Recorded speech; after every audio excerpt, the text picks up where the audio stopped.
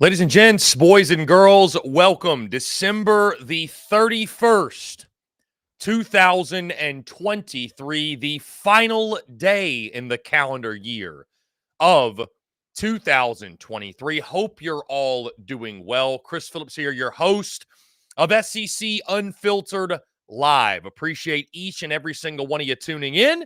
Thank you all so much for the continued love and support, guys. We've got a ton to discuss, a ton to get into here on this Sunday, December the 31st. Guys, we're talking about the 5 SEC bowl games that have taken place over the last couple of days: the Orange Bowl, the Peach Bowl, the Cotton Bowl, the Music City Bowl, and the Gator Bowl. Also, guys, end of show, we are taking your questions, your comments, and your voicemails at 843-790-3377. That's 843-790-3377.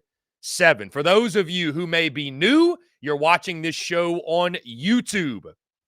Be sure you hit that subscribe button, hit that bell icon as well, so you get notifications of when we go live, when we drop new video content as well. Also, guys, we are on iTunes, Spotify, Google Podcasts, wherever you get your podcasts at SEC Unfiltered. Be sure to hit that subscribe button, hit that bell icon, or excuse me, there's no bell icon on iTunes, Spotify, Google Podcasts, but hit the subscribe button and make sure you rate the show as well, review it, give us 5 stars. It helps folks to find the podcast who may have never heard of it. And of course, we're on social media: X, Instagram, Facebook, TikTok, YouTube, wherever you get your content, you can find us there at SEC Unfiltered. Again, happy New Year's Eve, the final day in the calendar for 2023. Appreciate each and every single one of you. Again, guys, my name is Chris Phillips of SEC Unfiltered. What a weekend it was in college football, specifically SEC football. And of course, guys, we got a lot more coming tomorrow with, 3 or 4 games? 4 games, I believe, with SEC implications, including the Texas game in the college football playoff. We also got the Rose Bowl with Alabama and Michigan. We got LSU and Tennessee early in the day, so it's going to be a lot of fun, guys, a lot of great games. And I can tell you this, I have been having a blast over the last couple days covering all these games, talking about all these games. The commentary back and forth has been incredible. It's been some great football, by the way, outside of the Orange Bowl, which we're going to talk about in just a second. But it's been some great football, guys. There's been great action on the field. It's been a really good time. And, yeah, good stuff. I see DGD and Jacob E-Up in the chat. What's going on, guys?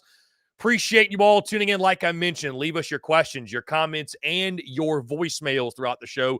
We will get into those into the last, we'll say, hour or so of the show. We're going to get through everything with these bowl game recaps, conversations, what have you, and then final 45 minutes to an hour of the show. We will take those questions, comments, and voicemails. But again, guys, thank you all so much for tuning in. What a year it's been. What a last couple weeks it's been. What a last week or so it's been for us on this side of things, the SEC Unfiltered side of things. And I'm really excited, guys, today because admittedly, the last couple of days, the last couple of times we went live, we've only gone live twice under the name SEC Unfiltered. And I feel like my adrenaline was pumping to such a point that I could barely even form a coherent sentence. So it feels good now to be back in the swing of things, be back in the content swing of things. And of course, like I mentioned, wanted to go live today. Number one, because what better way to close out the 2023 calendar year than go live and talk and conversate with you and talk ball and recap these games or what have you. Also, though, guys, just with the SEC schedule the way it was and the way it is, just didn't want to have 9 games to talk about on January the 2nd. There is a ton to discuss, a ton to get into, guys. This time next year, we'll probably be doing stuff like post-game call-in shows or post-game shows after bowl games, what have you. But for now, this is the way we're rocking. This is the way we're operating. But stay tuned. End of show. I'll have a really exciting announcement for what's coming tomorrow and also for the national championship. We're going to be doing a lot content-wise, some really good stuff. Also, SEC basketball is getting rolling. It's all bleeding out of the eyeballs. Guys, that being said, like I mentioned, there's a ton to get into, ton to discuss. Let's start with what happened last night in Miami, Florida, in that joke of an Orange Bowl. Now, give Georgia credit.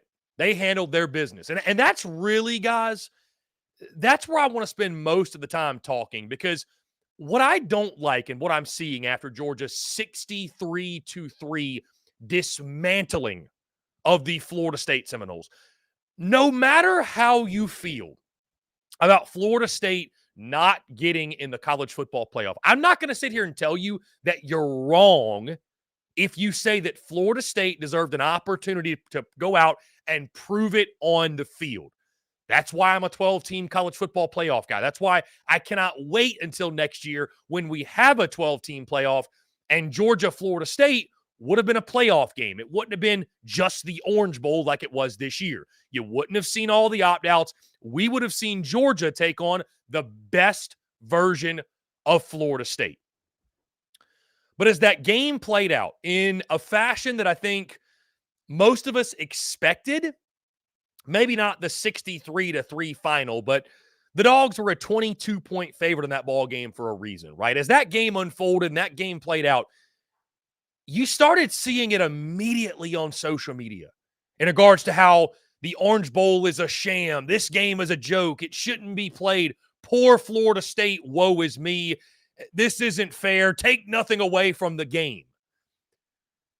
Guys, here's what I don't get when you look at the Orange Bowl. Like, why are we making excuses for Florida State in this one? My biggest thing is this. I could argue Florida State had more to gain from the Orange Bowl than Georgia did.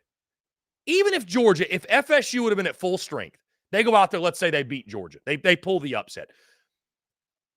I'm not changing the way I view the Dogs going into 2024. They're still a favorite to win it all. They're still Georgia. They're still going to be there, right?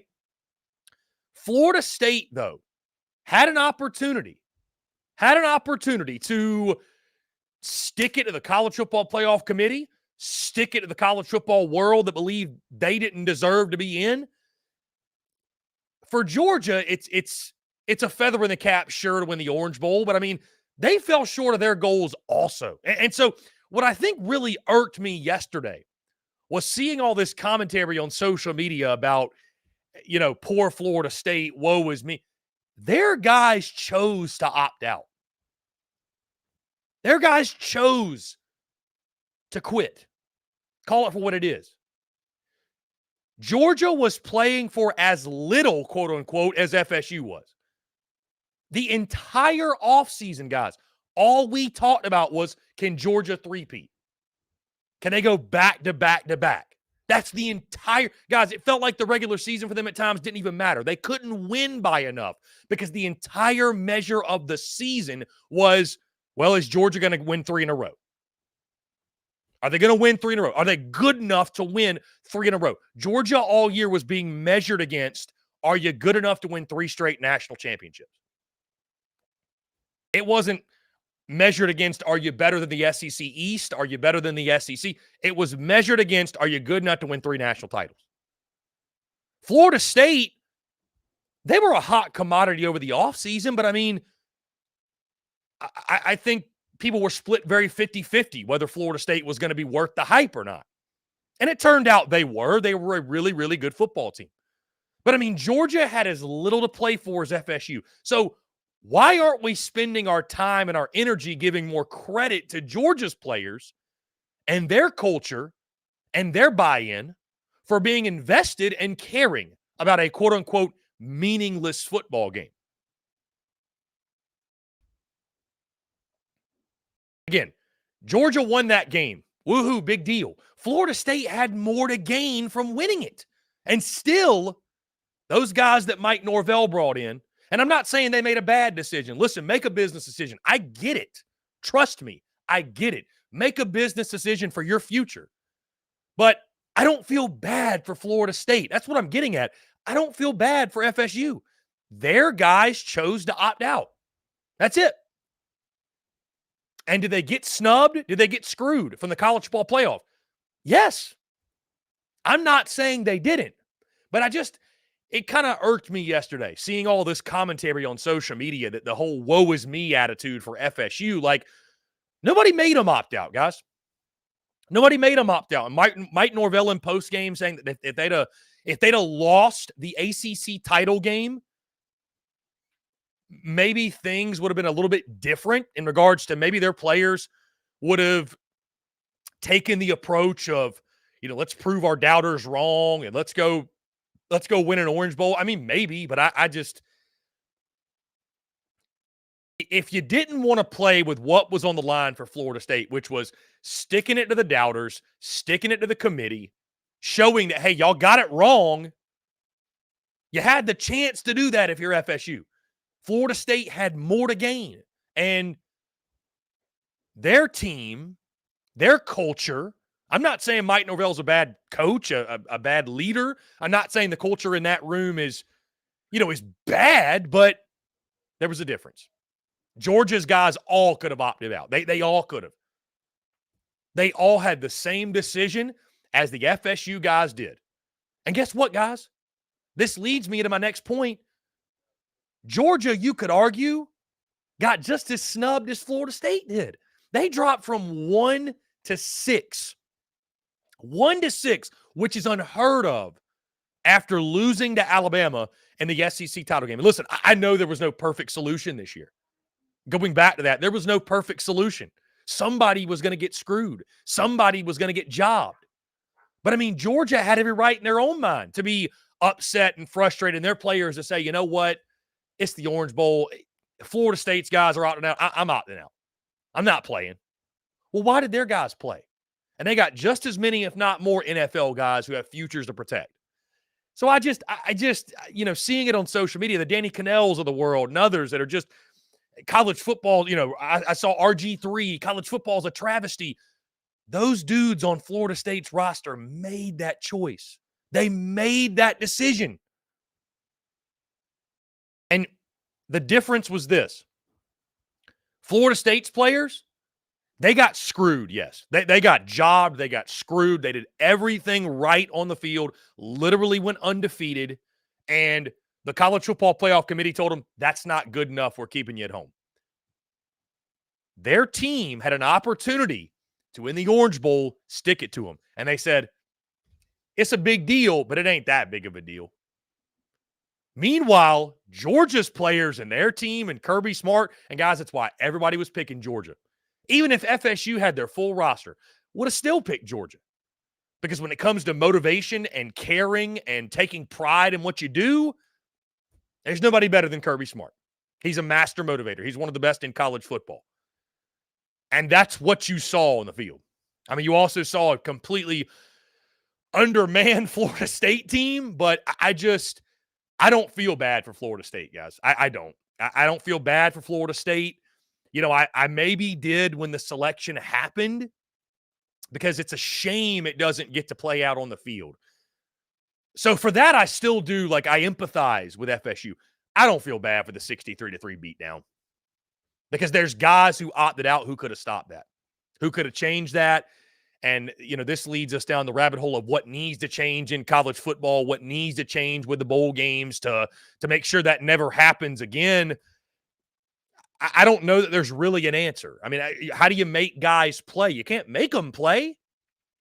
But I don't know why we're making excuses for Florida State because both of these teams fell short of their goals in 2023. One of them decided to still give a damn about the Orange Bowl. And one of them said they had better things to do. And it's obvious which of those two was which. Guys, like I mentioned, I think Georgia got just as snubbed as Florida State did. I mean, I really, and again, who do you take out of the playoff and put Georgia in? That's a whole other conversation. But when you watch Georgia and Bama, you knew these are two of the best 4 teams in college football. Watching that game yesterday, I mean, I know that was an undermanned FSU team. But guys, Georgia did not just beat Florida State. They beat them to a pulp. They beat their brains in. They did what they wanted to do with them. They played their backups and their third stringers in the second half of the game for pretty much the entire second half. That game was over at halftime, guys. That was TCU all over again.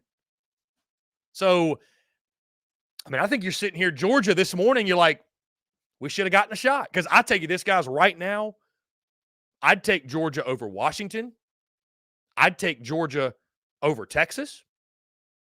I'd take Georgia over Michigan. And guys, I'd take Georgia over Bama in a rematch. I really would. I would take Georgia over Bama. I would bank on the fact that Georgia would not shoot themselves in the foot and make those same mistakes they made in the SEC title game. And that's not how it works, but I'm so happy we're going to 12 teams next year because it needs to play out on the field. And I know there's some out there that say, well, it did play out on the field. The SEC title game was effectively early. I mean, guys, Gunnar Stockton threw 2 touchdowns. Like, you want to know what kind of game it was. Beck, 13 for 18, 203, 2 touchdowns. Kendall Milton goes for over 100. Roderick Robinson the second, which I think could be a big-time back next year for the Dogs, 7 for 70. Dejon Edwards, 7 for 62 and 2 touchdowns. Milton, by the way, had 2 touchdowns. Also, Dylan Bell, 5 for 86. Dominic Lovett, 3 for 38. He had a score. And the defense was just dominant, guys. FSU, you could tell so early on that game, that Florida State had no shot. Florida State was done. 9 for 26, 139 was Brock Glenn in the game. They ran the ball for just 63 yards in the ball game. They had to have some sort of running game. They did not get it. Georgia's defense was relentless, forcing turnovers. And I mean, again, guys, an undermanned Florida State team, admittedly, it's what you expected. And guys, I just think it reaffirms not that this game was going to change this fact, but Georgia's an easy favorite yet again going into 2024. I know their 2024 schedule looking way too far ahead. It's much more difficult than it was this past year, right? We're not going to spend the entire offseason nitpicking and talking about how easy the schedule is when you got to play Texas and Alabama. But when you got Carson Beck coming back and you've got one of the most, if not the most arguably talented roster in college football returning, I mean, bet against Georgia at your own peril when it comes to the national title game, especially in a 12-team playoff, guys, because Georgia, barring the world ending, is getting into the 12-team playoff. They're getting into the 12-team college ball playoff, right? So, I think the Dogs, yet again, they're an easy favorite. I don't think anybody's going to debate me on that. Finally, guys, I look at this game. Where does Florida State go from here? I think this FSU thing is going to be a great case study on is building the way that Mike Norvell built sustainable. In the sense of, can you build that way with the transfer portal every single year and not have a drop-off, right? I mean, we're seeing FSU work in the transfer portal right now, snag big names. There's rumors that Cam Ward, the Washington State quarterback, is going to commit. DJ Uiagalelei was taking visits. So, I mean, they're going to land some guys. There's no question, right? There's no question. But you just wonder.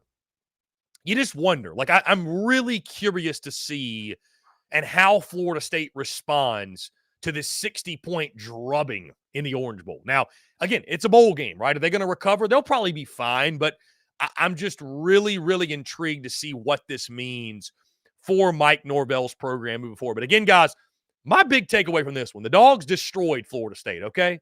They killed them. And it was 2 teams that had an opportunity for each of their respective reasons, right? You think Georgia didn't kind of stick it to the College Football Playoff Committee as well? They stuck it to a lot of people, I think, in that game and just flexed their muscles and showed just how good they are. So kudos to Georgia. Tip of the cap. We did not spend enough time yesterday and all throughout the last couple weeks. Georgia had opt-outs, no doubt, right? But their best players and the core of their football team and their program took it personally. Right? The core of their program decided it was worth it to go play and to prove something. And Florida State's core and nucleus, guys, they got screwed by the committee. There's no question, right? But they were, woe is me. It's not worth it. Who cares? I got bigger fish to fry. I got other things to worry about. And that was so painfully evident on the field. So don't take anything away from Georgia because Florida State's players decided not to show up. Like, let's make sure we recognize and tip the cap to Georgia for just simply going out there, guys, and showing up and taking care of their business. Guys, moving to the Peach Bowl. The Peach Bowl, Ole Miss making a massive statement, guys, in this football game.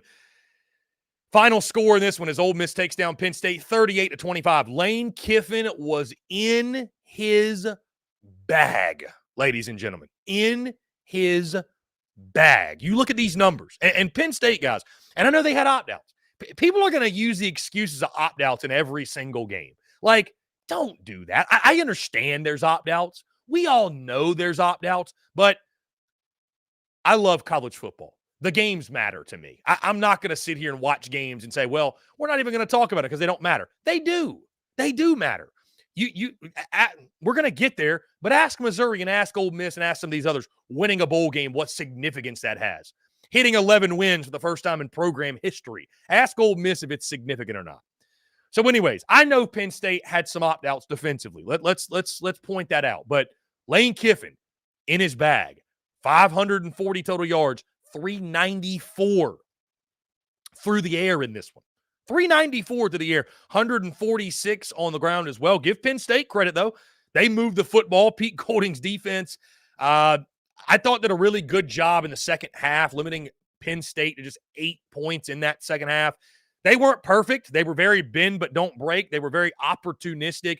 But again, I thought the second half adjustments there were really, really evident. But again, guys, you continue going through the numbers. I mean, Jackson Dart, what a job. You think back, guys, to last offseason when Lane Kiffin brought in Walker Howard, when he brought in Spencer Sanders to push Jackson Dart and create this quarterback competition. We didn't even know if Jackson Dart was going to be the starter. And so what this kid evolved into and the level he took his game to this year, I mean, you can't say enough good things about this dude. 25 of 40, 379 in the ball game, 3 touchdowns, no picks. He protected the football. He was brilliant in the game. Quinshawn Judkins, he goes over 100 yards, 34 carries in this game for Judkins. That's crazy when you think about it. 34 carries. Prescoring the tight end was phenomenal, 10 for 136, 2 touchdowns. Trey Harris was unguardable, 7 for 134. You know, like I mentioned, guys, the defense, I thought, you know, very, very bend but don't break. You know, making some big plays, making Drew Allard uncomfortable at times. You know, forced a fumble, forced an interception, I believe. Forced an interception for sure. So, anyways, guys, I thought Ole Miss, it really started offensively. We knew Penn State was going to have a really, really tough time keeping up with Ole Miss, which is why Ole Miss was in my pick or what was my pick in this game. But, like, it was a reminder yesterday watching that Lane Kiffin's just simply one of the best in the business when it comes to offensive play calling, when it comes to scheming. And, like, you see these Saban guys, these Saban disciples, and they get all this extra time to get ready, right? I mean, Lane Kiffin, you could just tell he had some tricks up his sleeve that we had not seen, I think, that we had just not seen this season. And Kiffin proving yet again, for everything people may say about him and question him, and he's this, he's that, he's one of the best in the business when it comes to play calling and devising a scheme and devising an offensive game plan. Guys, my question is this. Were Big Ten defenses, were they overrated this entire time? This one's kind of more funny. I'm just poking and picking at you Big Ten folks that are probably tuning in right now. You know, I will say this, though. Are the numbers inflated? I mean, you look at Iowa, you look at Penn State, you look at even an Ohio State, although their defense was really good against Missouri. You know, when you play the kind, like, they don't see offenses like Ole Miss. They don't face play callers like Lane Kiffin. They just don't. To me, that was really evident, right? Like the speed, the athleticism, just the sheer number of playmakers on the outside. It looked like Penn State was kind of like a deer in headlights. Like they just had not seen that from anyone else that they had played this season. Now, guys, I mentioned it earlier, but the significance, and we talked about this a lot going into this football game. The significance of this game for Ole Miss winning 11 games. And I asked our guy, Zach Barry of the Ole Miss Spirit a couple weeks ago about, is this the golden age of Ole Miss football? And I know some Ole Miss fans would disagree. And I know you can go back to Vaught Hemingway and before any of us were alive. But in my lifetime, certainly, like, man, you're an Ole Miss fan. Just take a moment. Take a moment today on this New Year's Eve. You reflect back on 2023. And what a year, by the way, it's been for Ole Miss athletics. But you reflect back on 2023. Like, really take a moment to savor it. I'm not saying it's going to be here today, gone tomorrow. But you just never know, right? You just never know. If you've been a sports fan long enough, you know that you just never know. I'll never forget, guys, I lived in Charlotte for 4 years. I moved there in 2015, right? August of 2015. The Panthers go 15-1. Go to the Super Bowl. They host the NFC title game. I wake up the day of that game. My buddy's like, man, you better buy a ticket. I know they're expensive, but you never know when they'll be back. I remember thinking to myself, dude, they got Cam Newton. They got Luke Kuechly. They'll be back next year and the following. It's so easy. He's like, okay, you better go. So I ended up buying a ticket and going. Thank goodness I did, because I don't think the Panthers have been back since, right? And I'm not some diehard Panthers fan, but I'm just saying, you never know, okay? So soak it all in. But the significance of getting Ole Miss to this level, winning 11 games, beating a program like a Penn State, right? A nationally relevant program, continuing to push Ole Miss forward as a national brand, and just what that does for your program. The insane amount of hype and momentum, which Ole Miss would have had either way, right? Either way, because of the way this season went, winning 10 games, what they're doing in the transfer portal, what they've done in recruiting, building their roster, what the Grove Collective is doing. The momentum would have been crazy either way. The momentum would have been sky high going into 2024. But when you start doing things you've never done in program history, I mean, just what a job, man. What a job by Lane Kiffin and company to push that thing forward, to elevate that program. And, you know, I think now there's this sense of belief around Ole Miss football from the people that I talk to and interact with that Ole Miss should be there, that they should be the upper echelon of the SEC. There's nothing holding Ole Miss football back. And guys, you know, way too far ahead. You look at 2024, 12-team college football playoff. Does 2024 set up as the year for Ole Miss, not just to make the playoff, but to maybe make a run at a national championship? I don't want to be the guy that overreacts to a bowl game. I don't want to be the guy that overreacts to one single game, right?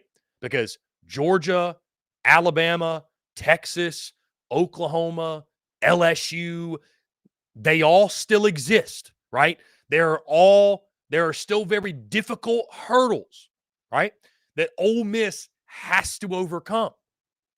I think that the Peach Bowl was a good first step for Lane Kiffin and company, because, guys, what was the knock on Lane Kiffin going in that game? Same thing it was on James Franklin. Can't win the big one. For whatever reason, just can't win the big one. Maybe now that's alleviated a little bit. Maybe now that's not quite the lead storyline when Ole Miss takes on Bama next year or takes on whoever, right? I mean, maybe now that's not the thing we're talking about the most going into those big games, the Rebels. So, you know, I don't want to be overreactionary. I don't want to, you know, crown Ole Miss right now. When you look at this football team, this football program, who they have coming back, more than likely Jackson Dart's going to be back at QB1. I think Quinshon Judkins is back. Somebody can correct me if I'm wrong. What you're adding in the portal, both offensively and defensively, Ole Miss is going to be a really, really fun pick going into next year. And this year was special. Next year could be magical for Ole Miss football. Guys, we're going to jump into our first break of the day. On the other side, we'll dive into the Cotton Bowl and the Music City Bowl as well. All that and more, guys, on the other side of this break. You're tuned in to SEC Unfiltered Live. Yo, you think Dallas' Power 4 gonna drop 30 tomorrow? Boy, you tripping. Did you see his mom made a post about going to the game? What? Hold up. His mama gonna be there? He's been averaging like 34 points a game when she's there. At least 40 when she be on that Jumbotron. He don't like to let his mama down. Pick more, pick less. It's that easy. Cash in on your sports fandom with Prize Picks. SEC Unfiltered Live is brought to you by our friends over at Prize Picks. Go download the Prize Picks app or go to prizepicks.com. And when you do, use the promo code SECU to receive a 100% instant deposit match up to $100. Prize Picks is the simplest fantasy game on the market, focused around prop total entries. You pick 2 to 6 players, and you can win up to 10 times on any entry. Prize Picks has no sharks, optimizers, or mass multi-entry. It's literally just you against the projection. They also allow mixed sport entry. So, for example, you can take the over on LeBron, parlay with the under on Mahomes. They've got college sports, pro sports, literally anything and everything you can think of. They have got it over at Prize Picks. They also have a slick, easy-to-use mobile app, both on the App Store and Google Play, and they're rated 4.8 stars in the App Store with rave reviews. So many fans and listeners of SEC Unfiltered have made tons of money with our friends at Prize Picks, and you should as well. So again, go download the Prize Picks app or head over to prizepicks.com, and when you do, use that promo code SECU to receive a 100% instant deposit match up to $100.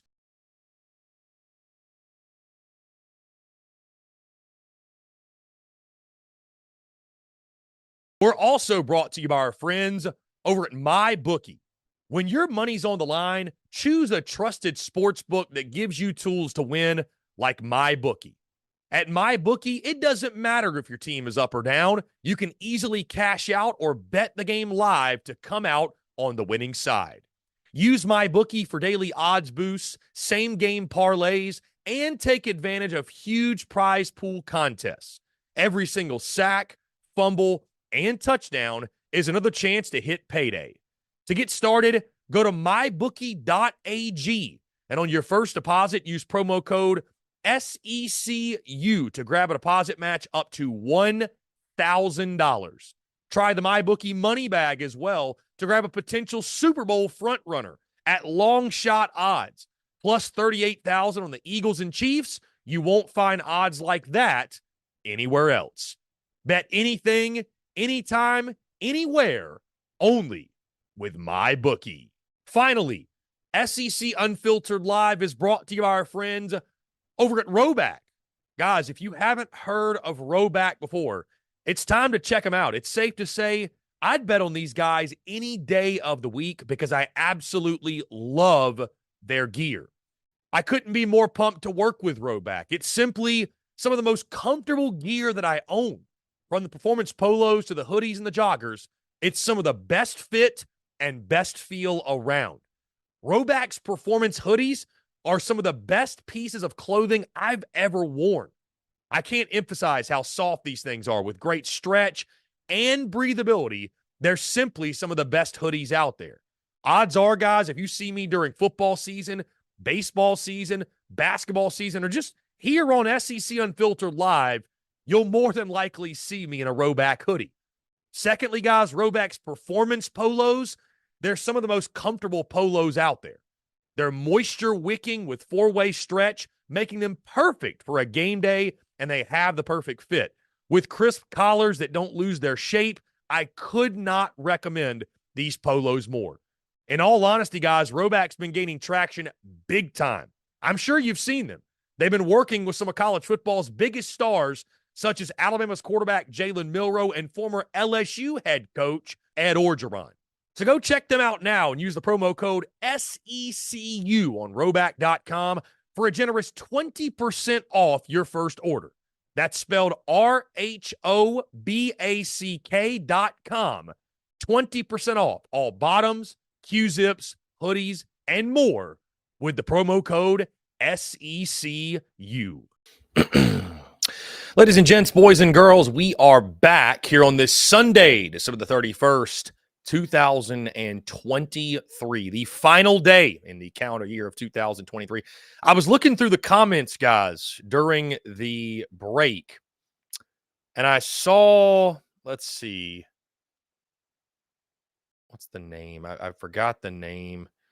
Anyways, I saw somebody in the comments say, Chris, where is your Gamecock stuff? You couldn't even leave one Gamecock piece in the background. What you do not realize, there is actually a cocky bobblehead. See right there? There's actually a cocky bobblehead right behind me, right next to a Jadeveon Clowney bobblehead. So just wanted to switch up the vibe in the studio, man. There's still some things. This is temporary. We could change up the background, if you will. But yeah, felt with obviously the SEC Unfiltered initiative, it was It was called for. It was necessary. And, yeah, I like the background currently. So, anyways, appreciate you your feedback and tuning in. Either way, guys, again, we keep the conversation rolling. Please continue to leave us your questions, your comments, your voicemails at 843-790-3377. We will take those in the final, let's say, 45 minutes or so of the show. Definitely want to hear from you, and you guys be part of the show, guys. Here's a fun question for you. You guys can flood the chat while we're going through the rest of the show. What was your favorite memory from 2023? Whether it be your favorite team related, it be SEC related, it just be sports related, it be non-sports related. I've got a really fun one that's non-sports related. Well, I say it's a fun one. I've got a notable one that's non-sports related that we'll get into later in the show. But guys, right now, again, we keep the conversation rolling, talking about these bowl games, and we go to the Cotton Bowl.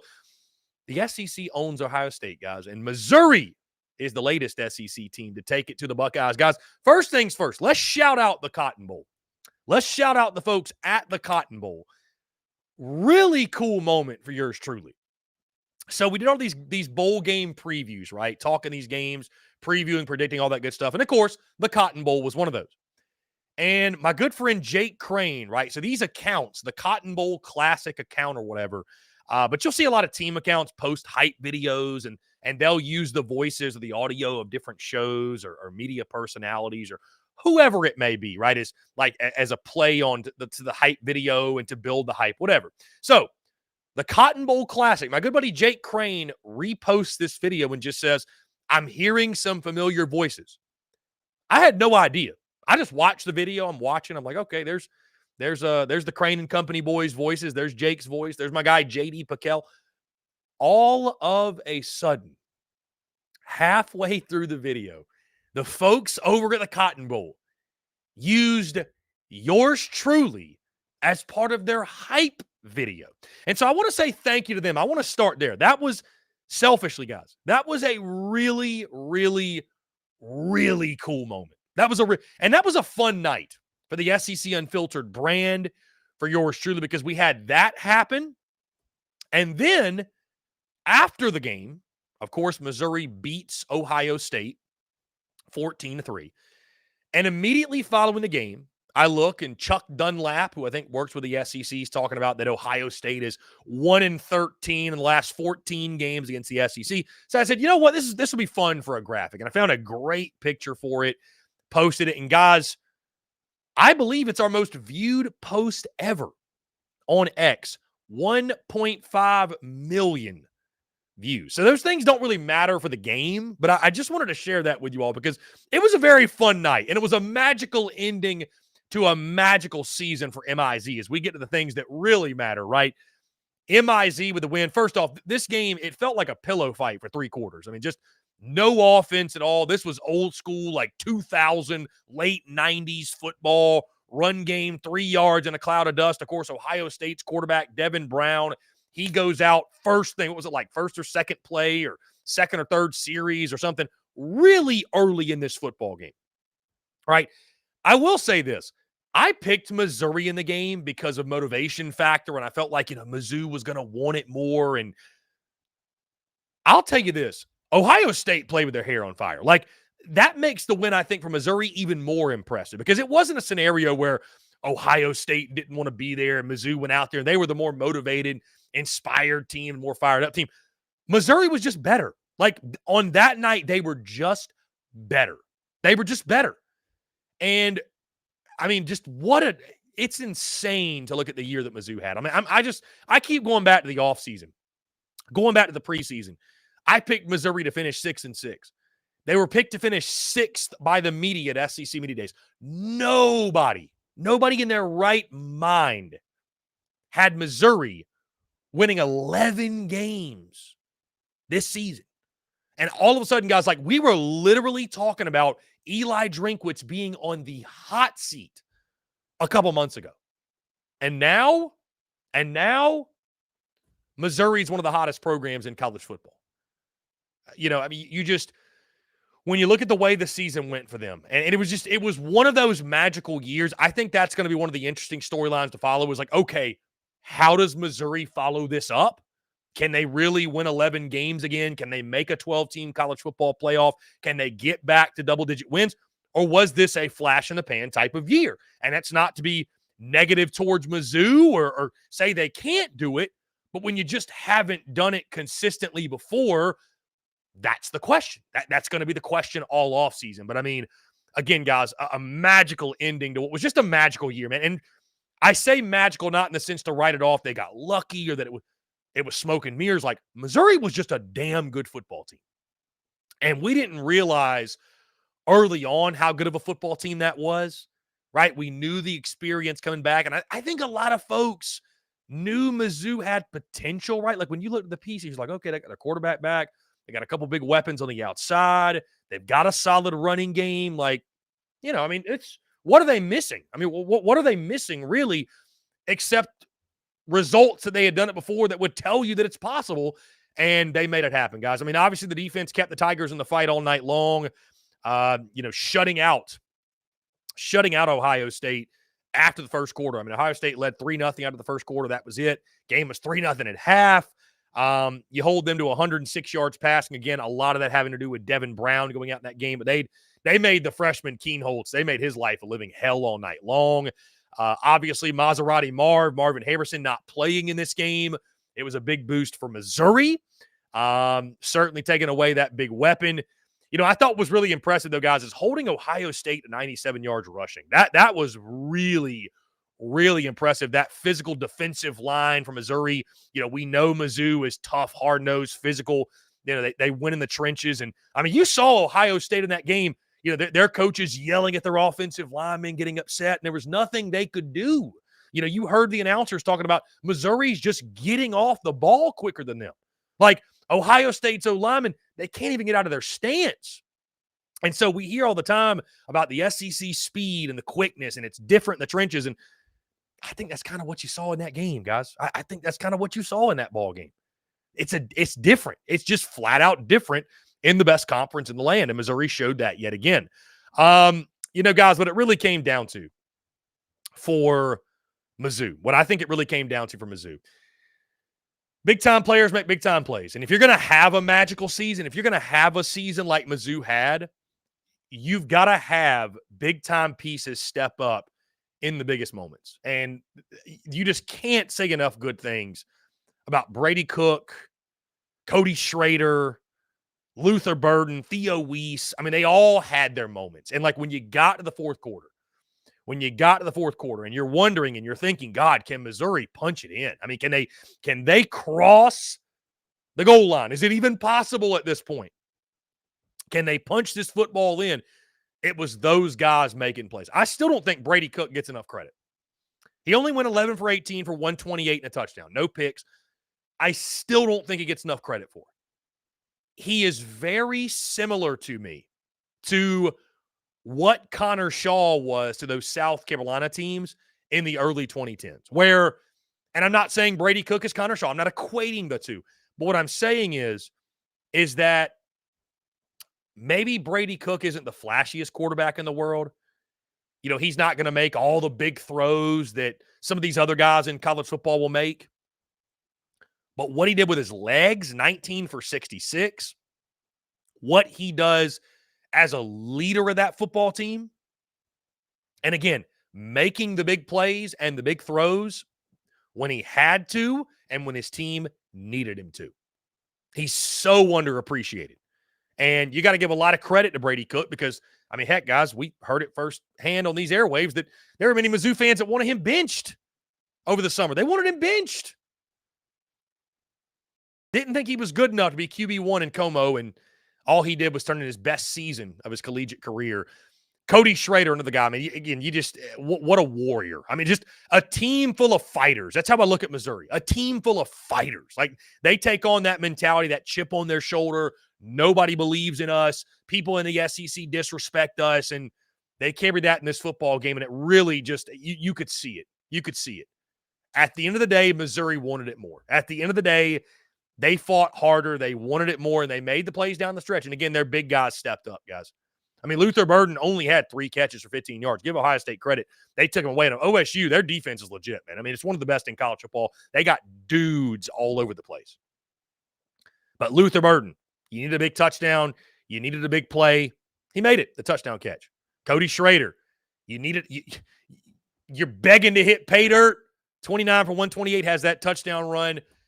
He gives it to you, right? Gets stopped up at the 3, gets pushed in. I mean, it's just the heart, the physicality, the want to. And that's something great to have in your program. And that's exactly what Missouri has right now. And, guys, I think what this is a great example of in closing on this game.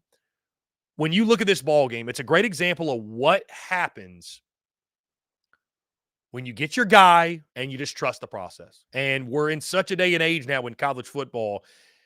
And I'm not even saying it's totally wrong because, listen, there are plenty of case studies out there, plenty of coaches. There's plenty of examples where when you get the right guy in, it can happen very quickly. It can happen. The turnarounds can happen much quicker than not. But at a place like Missouri, it didn't, right? You had a bunch of 500 seasons. I mean, I called Eli Drinkwitz the Jeff Fisher of college football over the summer just because I was like, all he does is go 500 and stay employed. And you wondered, I mean, I thought Missouri was destined for that yet again. And again, I think what this year showed, I mean, Eli Drinkwitz, he's a quirky dude, man. He's out there. He's different. I mean, we can all admit that. Some people hate him for it, but he marches to the beat of his own drum. He loves Missouri football. You can tell by the way he talks about it, the way he acts, the way he carries himself. He's a fit for them. He doesn't have to be a fit for anybody else. He's a fit for them. And Missouri was patient enough, trusted the process enough, and now they're reaping the rewards. And so if you're a program out there and you believe you've got your guy, right?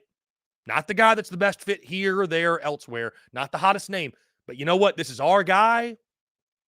He's building a culture we like. He's building a culture we want. He's doing all the right things. Sometimes I think it is best to dig your heels in and lock in with that guy. And it's not always the most fun process, but sometimes it's the best thing you can do. And I think Missouri, again, you're seeing it paid off major, major dividends. They're starting to use the portal more. NIL's improving. They're putting a fence up around the state of Missouri and keeping home that big-time in-state talent. You know, I think Drinkwitz is a guy that has a chip on his shoulder like the Missouri program does, wanting to stick it to everyone they play and prove and show like, hey, this is why you should respect me. This is why you should respect us. This is why you should not sleep on this program. And I think Missouri has that in Eli Drinkwitz. So an incredible win, guys. Again, it's MIZ over Ohio State. And the SEC, yet again, proving they own Ohio State. And again, guys, what a win, what a springboard this could be for Missouri football. Now, the big question turns to as we go to 2024, how do Eli Drinkwitz and the Tigers follow it up? Guys, we move into the Music City Bowl. I don't know if there's a whole lot to say about this one, man. It's just an ugly ball game in every facet of the word. My question for Auburn is just, what the hell was that, man? Like, what even was that? Like, I get it. It's the Music City Bowl. You're 6-6. It doesn't move the needle. Who cares? Whatever. But like I mentioned earlier, like, I don't really buy into that. I just don't buy into that. Like, it doesn't matter to who. Because when your team wins a bowl game, it's, man, what a great springboard this is going into next year. Man, great job by all parties involved, you know, staying motivated and being locked in. And this just shows how great the culture is. And, man, this is going to really help us and boost us going into the next season. And then when you lose, it's, well, it doesn't matter anyways. Doesn't matter. Like, you can't have it both ways, man. Either it does matter completely or it doesn't matter completely. Right? I thought it was really interesting what Hugh Freeze said after the game, where he just basically admitted, like, hey, listen, I didn't get in the game plan until really the week of the game. I was busy recruiting. I get it. Because Hugh Freeze is focused on building for the future. I totally understand that. Win or lose, I mean, year one of the Hugh Freeze era, how would you grade it? It was a C+, B-, probably. There were some moments, but, the New Mexico State loss really, really took the wind out of the sails. But it just looked like an Auburn team that had checked out. They just did not care. Just could not, would have rather been doing anything else other than be at that bowl game in Nashville. And so when Hugh Freeze mentioned, hey, I didn't get involved in the game plan until this week, actually. I've been recruiting. I get it. Maybe some things are better left unsaid. Maybe it's better to just, you know what? Just keep that to yourself. We don't need to know that you don't give a damn. You know what I mean? Like, we don't need to know all that, coach. And his team played that way. Like, you can say whatever you want. The bowl games don't matter. And if you'd have won, who cares? No big deal. But it does no good to get embarrassed by Maryland. I mean, all due respect to the Terps, but Maryland? Guys, Auburn wasn't even in this football game. It was 21-0 after the first quarter. It was 24-7 at half. I mean, it was 31-7 at the end of 3. Never even competitive. It was never even competitive. And guys, I tell you this, and I will say this till I'm blue in the face. I know Peyton Thorne's coming back next year. And I've heard some Auburn folks talk about they feel good about Peyton Thorne. If Auburn does not go out and get a quarterback out of the transfer portal, and I don't know exactly who's available or who they should get, but if they don't go get somebody, they are making a massive mistake because Peyton Thorne ain't it. Peyton Thorne is not the guy. I'm not saying he's not going to have some bright spots if he is the starter, but the expectations at Auburn ain't 6-6. They ain't 7-5, especially going into year 2. Does any Auburn fan out there honestly believe that Peyton Thorne is the quarterback to get them to, let's just say, 8-4 or better? I mean, and then you got these 5-star receivers coming in. You're bringing in an influx of talent, and like, you're not going to be able to maximize the talent if you don't have the right guy under center. Again, I don't know who the answer is in the portal, but they got to go get somebody. They got to get somebody to, at minimum, bring some competition. And ideally, they go get somebody to take Peyton Thorne's job because he ain't worth a damn. Ain't worth a damn. Every time Peyton Thorne plays a defense that's got a pulse, this man is nowhere to be found. 13-27, 84 yards, a touchdown, and a pick. Now, is it all his fault? No, but I just, if you're Auburn, you got to go get a quarterback. You got to go get a quarterback. It starts and ends with the quarterback position. If you don't have a quarterback, you don't have a chance. And Auburn all season offensively was just WTF. That's it. They were just WTF. No idea. No clue. Up and down roller coaster. Auburn football in 2023. Year 1 of Hugh Freeze. The running game wasn't there. 76 yards. I mean, Jarquez Hunter went 13-44. There's just not a whole lot of positive, if any, to say for Auburn. And, I will say this, though, because Auburn fans are ready to punch me through the screen or punch me through the mic, whatever it is. Auburn fans are upset with me. Listen, it's a disappointing end to year 1. I don't think it necessarily changes the trajectory on the Plains or what the trajectory can be because, again, the recruiting's still really good, right? You finish, 4th in the SEC, I think it was? The recruiting is still really, really good. You're bringing in game-changing talent. Hugh Freeze is still one of the best in the business. You saw those flashes this year. Auburn guys went toe-to-toe with Georgia and Bama. Should have beat Bama. Had Georgia on the ropes. So they've got the dude, I think. I think Hugh Freeze is the guy. But you got to get a quarterback. Like there's things that have to happen because you want to write off the Maryland game. You like but that game was a microcosm of what Auburn was all year, which was painfully inconsistent at times. And at their best, they were solid, more like average. And at their worst, they were downright terrible, losing to teams like New Mexico State and getting blown out in the Music City Bowl. Guys, we're going to jump into a quick break. On the other side, we'll talk Gator Bowl, a thriller between Kentucky and Clemson. And then we'll get into the daily mailbag, guys. Take your questions, your comments, your voicemails. I want to hear from you here on this final day of 2023. Guys, all that and more on the other side of this break. You're tuned in to SEC Unfiltered Live. Yo, you think Dallas' Power 4 gonna drop 30 tomorrow? Boy, you tripping. Did you see his mom made a post about going to the game? What? Hold up. His mama gonna be there? He's been averaging like 34 points a game when she's there. At least 40 when she be on that Jumbotron. He don't like to let his mama down. Pick more, pick less. It's that easy. Cash in on your sports fandom with Prize Picks. SEC Unfiltered Live is brought to you by our friends over at Prize Picks.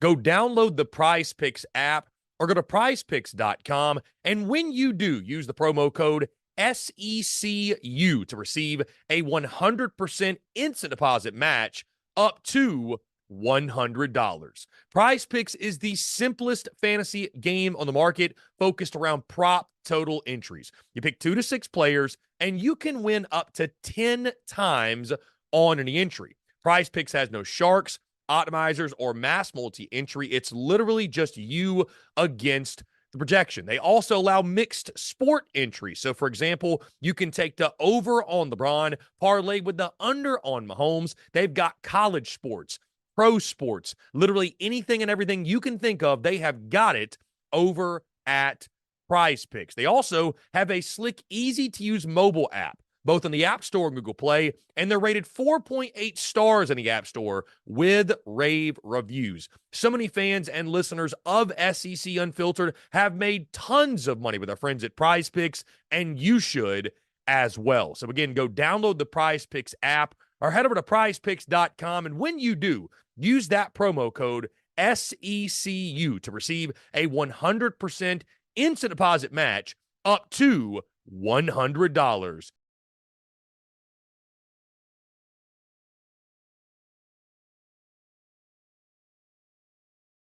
We're also brought to you by our friends over at MyBookie. When your money's on the line, choose a trusted sports book that gives you tools to win, like MyBookie. At MyBookie, it doesn't matter if your team is up or down. You can easily cash out or bet the game live to come out on the winning side. Use MyBookie for daily odds boosts, same-game parlays, and take advantage of huge prize pool contests. Every single sack, fumble, and touchdown is another chance to hit payday. To get started, go to mybookie.ag, and on your first deposit, use promo code SECU to grab a deposit match up to $1,000.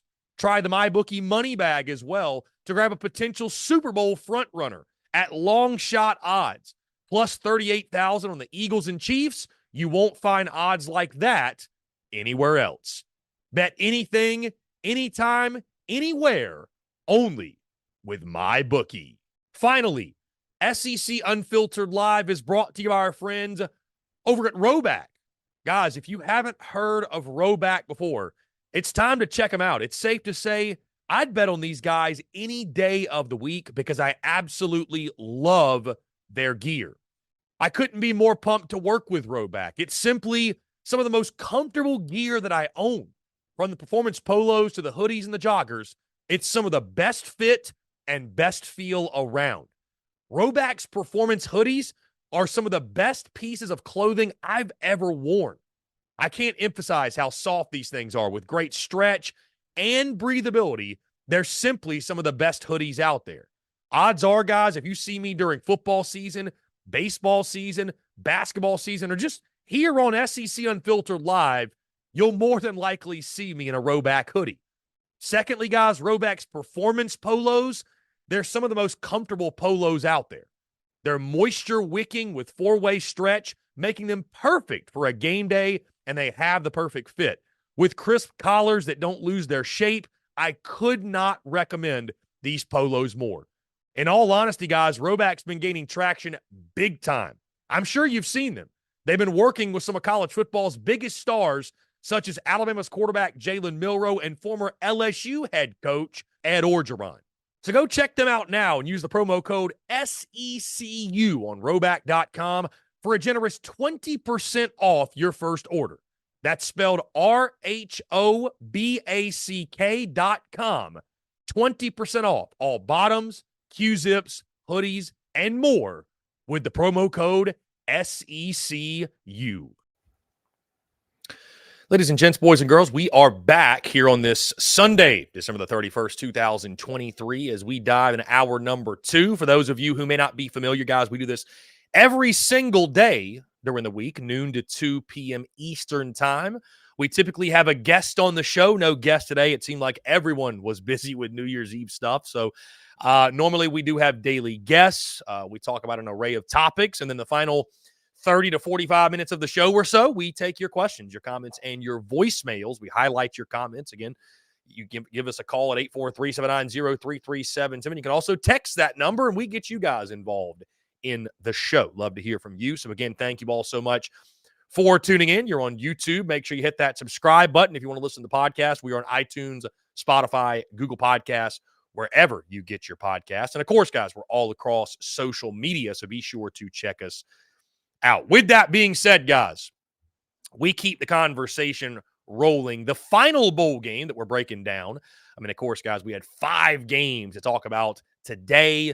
Tomorrow, there are 4 SEC bowl games. If you include Texas in that one, of course, they're basically already in the SEC. So lots of action to break down all throughout the week upcoming. But again, right now, we zero in on and focus on and close out our bowl game recap today with the Gator Bowl. Kentucky and Clemson, what a game this was. 38-35, Clemson gets the win, a back-and-forth game. Guys, you just look at the scoreboard in this one. You look at the box score. 42 total points scored in the fourth quarter. 42 total points. And this was a game, guys, you know, my biggest takeaway from this one, and it's no secret, I despise Clemson, and so I was not thrilled with the winner. But, you know, what this game sort of reminded me of, and I think probably reminded a lot of us of, is that not every game has to have some immense meaning or be for a championship or be for a ring to be awesome. And that's what that Clemson-Kentucky game was. I mean, it just, like, that was just a great, really fun, really entertaining college football game. The back and forth, the drama, the big plays, like 2 teams that, again, in the Gator Bowl, like they're not playing for anything crazy, but 2 teams that you could tell that like really wanted that victory. Like it was just fun. Like it was just pure, unfiltered college football fun. Like that's what it was. You know what I mean? And that's healthy for the sport, I think. That's healthy when, you know, it's like, we've gotten this mode where if a game's not a playoff game, then it doesn't matter. If it's not for a title, then it doesn't matter. If it doesn't have these implications or that implications, like that's why I always disagree with like when you expand the playoff, the games mean nothing. The regular season means nothing. Like to who? Because I think people that still love the game, love college football, love the dramatics, love the pageantry, love the randomness, are still going to love every single week. The games are still going to matter. And I think Clemson-Kentucky was a really, really fun reminder that not every game has to be for a championship to enjoy it. Not every game has to have that on the line, if you will. But you look at this game, guys. From the Kentucky side, I mean, prevent defense prevents you from winning. Bottom line, prevent defense prevents you from winning. What are you doing? What are you doing on that last drive? What are you doing? How do you let Clemson go down the field like that and score? Like, just mind-boggling to watch Kentucky in that final drive, what they did, the way they played that, the way they schemed that. And I know that's one. Cats fans are going to be thinking about that final drive for a long time in Lexington because it's inexcusable. And especially Mark Stoops, a defensive guy who's paid very handsomely in Lexington. Again, Defense is what he hangs his hat on. And Clemson racked up 367 total yards, 264 of those through the air. And guys, Clemson had not been very good passing the football or offensively in general. So, guys, you look at this game. I mean, Devin Leary, I thought, he was what he was in 2023, and he was more of that in this game. I mean, he wasn't bad. I mean, 16 of 28, 306, 2 touchdowns, 2 picks. That's just kind of what he was. He was a guy that came in the season with an immense amount of hype and expectation and excitement around what he could do and what he could be in that Liam Cohen offense, and he always left you wanting more. He always left you wanting more. It seemed like game after game, outing after outing. Ray Davis, 13 for 63, a touchdown. Didn't really pop off till late in the game, but I tell you guys, I think he's a guy that deserved better. It's unfortunate. As good as Ray Davis was this season, he deserved better than 7-6. That's for sure. Deserved far better than going 7-6. One of the questions I had, guys, all throughout the season, and looking at this game, I don't understand why it took Kentucky's wide receivers so long to live up to the hype, right? Because Barryon Brown was fantastic, 3 for 100 for a touchdown. He also, if I recall correctly, yes, he was the one. He had the kickoff return for a touchdown, 100-yard kickoff return for a touchdown.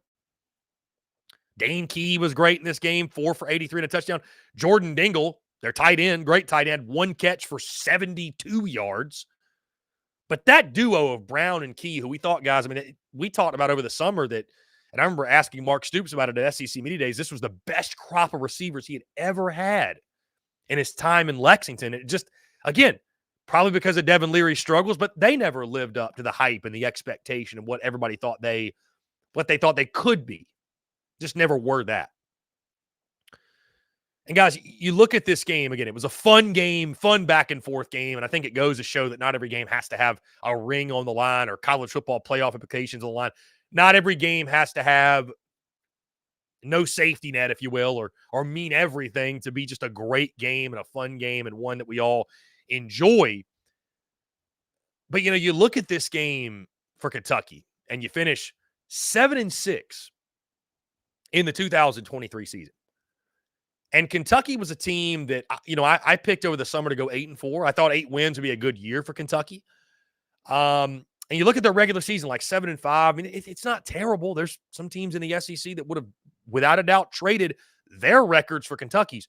But, guys, when you factor in the fact that Kentucky practically had 5 built-in wins on their schedule. They had the 3 non-conference cupcakes. They had Vandy, who I know beat them in 2022, but let's be honest, right? That was a win.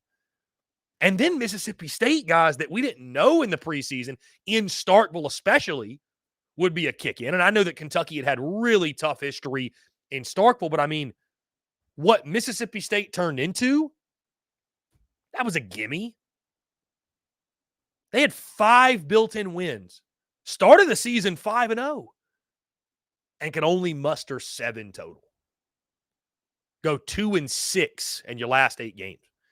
And I just, I think there's a lot of question marks for Mark Stoops going into 2024. I just wonder, I know, and I don't think this is disrespectful. Kentucky fans might correct me and say that it is.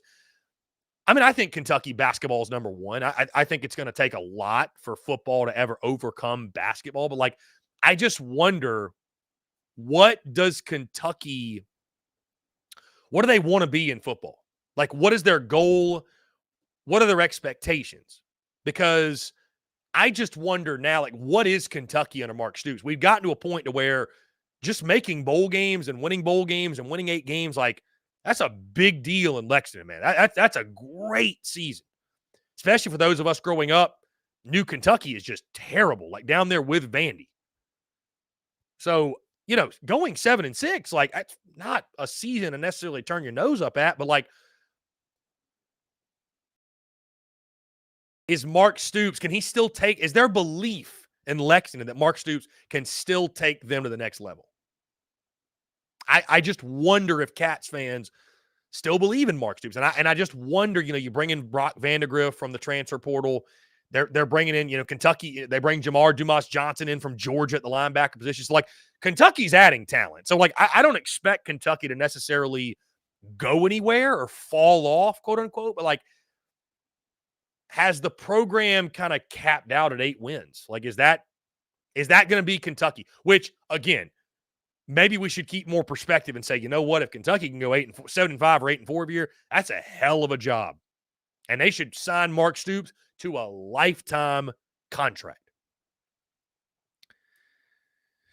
But I just wonder, is that what Kentucky's going to be? Is that all they are? And again, I like Mark Stoops, and I think the culture he's built, right? I think, we talked about Missouri and believing in a guy and giving him time. And I think that's what you've seen in Kentucky as well. I think, Kentucky's a great case study of why it's a good idea to give a guy you believe in time to work, time to build, time to grow. And you believe and hope and expect that you'll see the return on investment. You'll see that play out in the field. But now I just wonder, we've come to this crossroads. Mark Stoops was about to take the job in College Station. And I don't know how much Kentucky fans care about that. But, I just wonder, what is Kentucky football under Stoops? What are they going to be? So, again, a tough loss, certainly. I mean, again, it's not the end of the world. It's just quote unquote, it's just a bowl game, but it's Kentucky misses a big opportunity to get to 8 wins, to have something positive leaving their season going into the 2024 offseason. With the expanded SEC now, with the SEC, with Texas and Oklahoma, where does a program like Kentucky fall? Where are they now in the pecking order, right? Where are they in the pecking order? As programs like Ole Miss, Mizzou ascend, where do they go?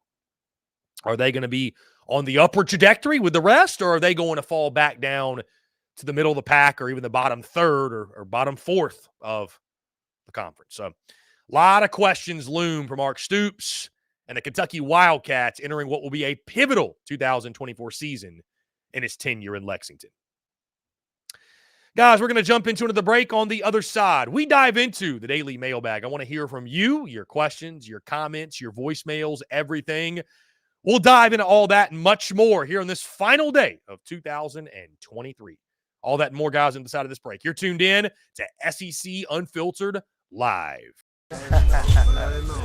Yo, you think Dallas' Power 4 gonna drop 30 tomorrow? Boy, you tripping. Did you see his mom made a post about going to the game? What? Hold up. His mama gonna be there? He's been averaging 34 points a game when she's there. At least 40 when she be on that Jumbotron. He don't like to let his mama down. Pick more, pick less. It's that easy. Cash in on your sports fandom with Prize Picks. SEC Unfiltered Live is brought to you by our friends over at Prize Picks. Go download the Prize Picks app or go to prizepicks.com. And when you do, use the promo code SECU to receive a 100% instant deposit match up to $100. Prize Picks is the simplest fantasy game on the market, focused around prop total entries. You pick 2 to 6 players, and you can win up to 10 times on any entry. Prize Picks has no sharks, optimizers, or mass multi-entry. It's literally just you against the projection. They also allow mixed sport entries. So, for example, you can take the over on LeBron, parlay with the under on Mahomes. They've got college sports, pro sports, literally anything and everything you can think of. They have got it over at Prize Picks. They also have a slick, easy-to-use mobile app, both on the App Store and Google Play, and they're rated 4.8 stars in the App Store with rave reviews. So many fans and listeners of SEC Unfiltered have made tons of money with our friends at Prize Picks, and you should as well. So again, go download the Prize Picks app or head over to prizepicks.com, and when you do, use that promo code SECU to receive a 100% instant deposit match up to $100.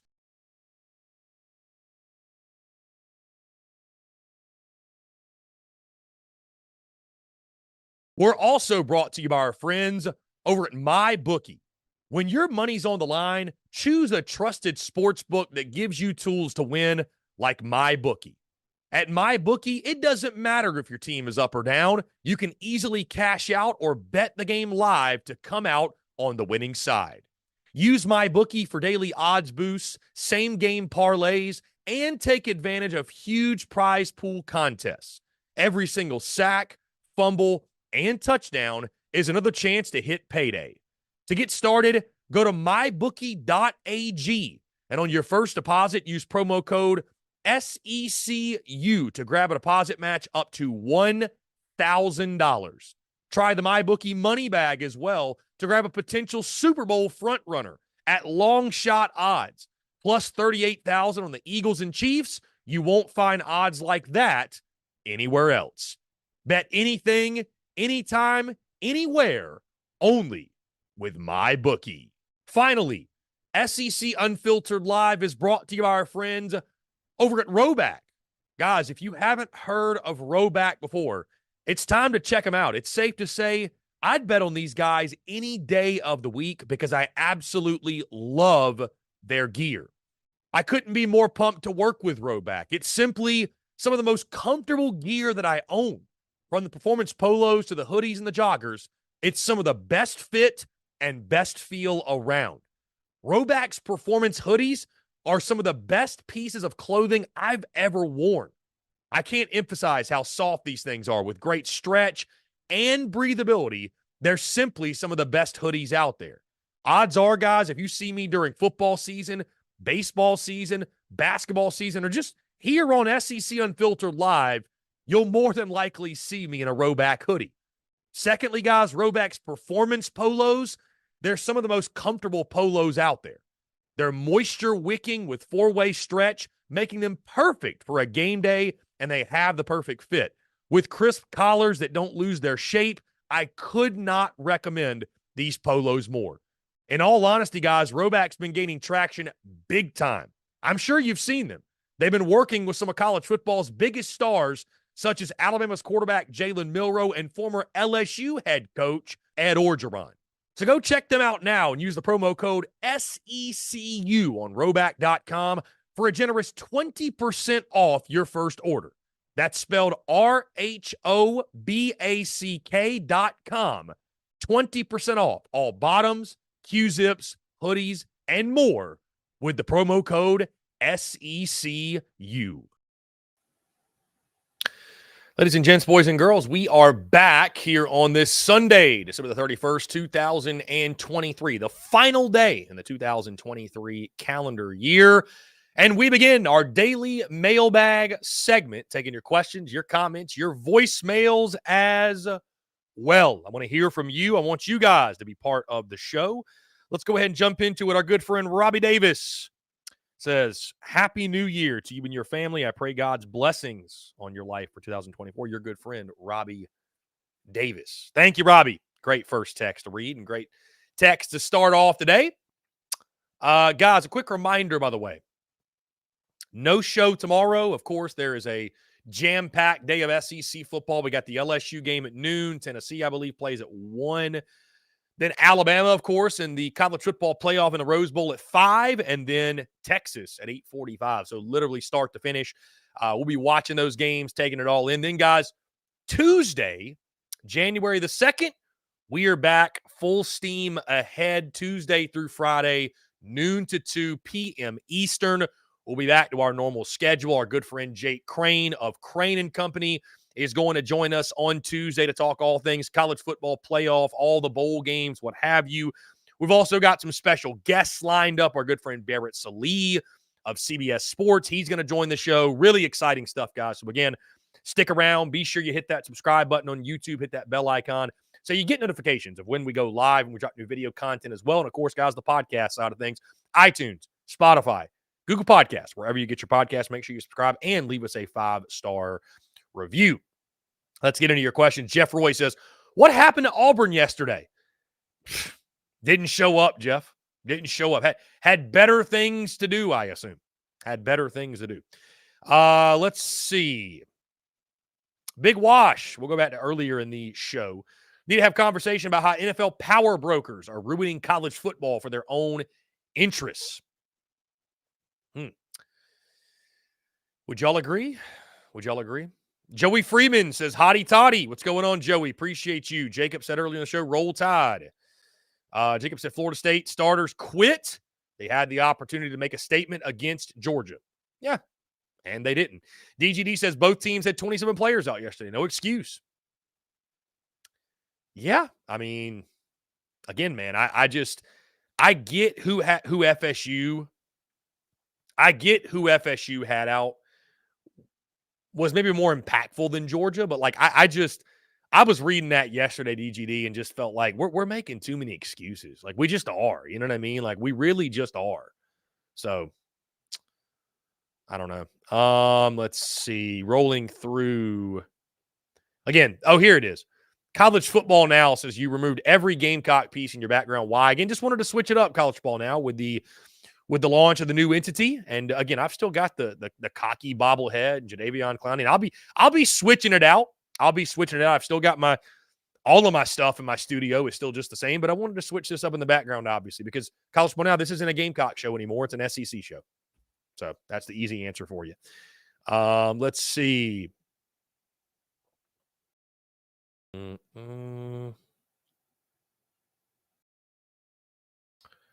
Let's see. College Football Now says unsubscribed.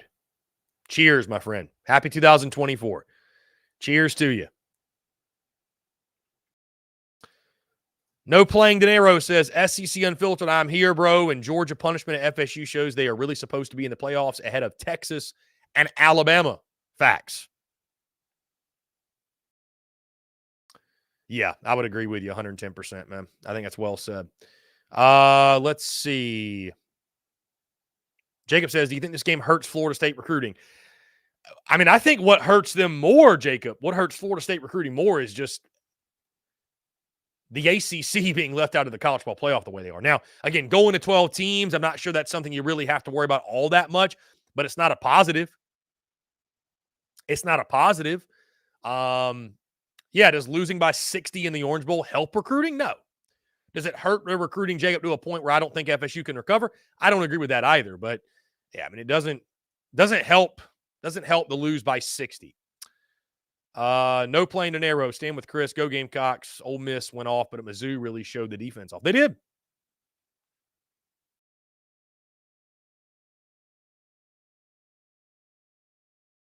Big wash. Now add Juice Wells, that Ole Miss offense. Yeah. Yeah.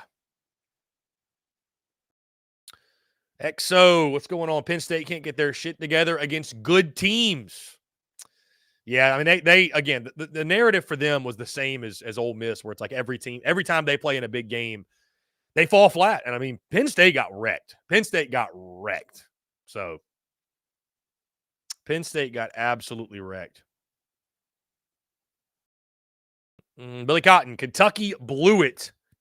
Period. I mean, they did. They blew it.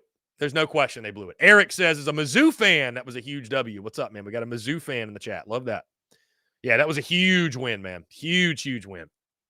Huge win for the program. Let's see. Okay, we'll move further in the chats.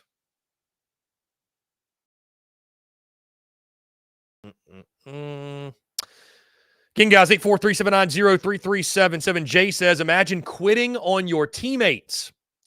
I mean, listen, man, everybody's got a business decision to make, but I just, and that's fine. I think we should respect that. But at the same time, let's not call the game a joke or Georgia's win a fluke or whatever it is. Let's not take away from Georgia's win over FSU because FSU's guys decided to sit out. I mean, you know what I mean? Like, Georgia's guys could have just as easily sat out.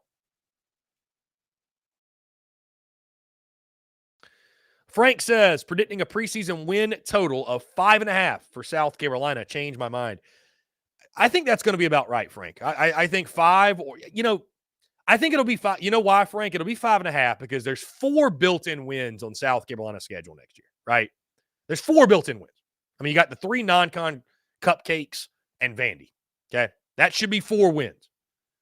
So, when it comes to bowl eligibility, can South Carolina win 2 more games? Can you go 2-6 in the other 8 games, Frank?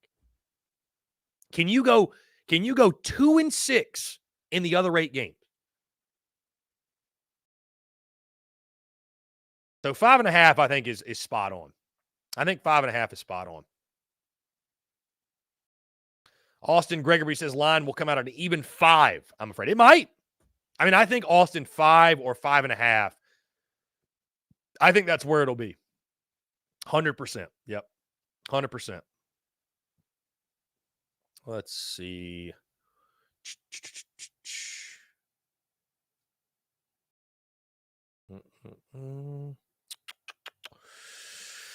Again, guys, phone lines are open as well, 843-790-3377. I'm sure many folks today are watching the NFL. There are games on literally right now. XO says Auburn is schizophrenic this year. They were very up and down, very all over the place. Frank says Mizzou beats Ohio State, hats and horns. Auburn gets destroyed by Maryland, crickets. I mean, Frank, we talked about it today, man. I mean, that was embarrassing for Auburn. That was embarrassing. There's no other way to put it. That was flat out embarrassing.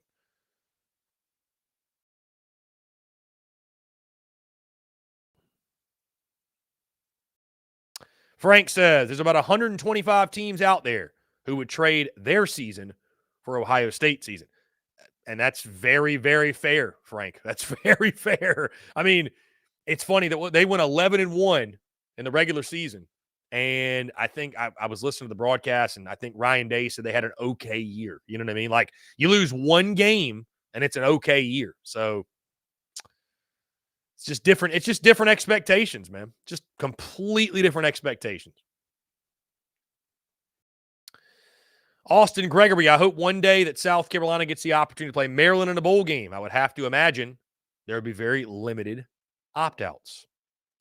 Yeah, that won't be personal, I think. I think that won't be very personal if you don't follow along with the recruiting in South Carolina, what Shane Beamer's done in the DMV, which is the DC, Maryland, Virginia area, and sort of some of the back and forth with Shane Beamer and Mike Loxley. I do think that would be a very, very intense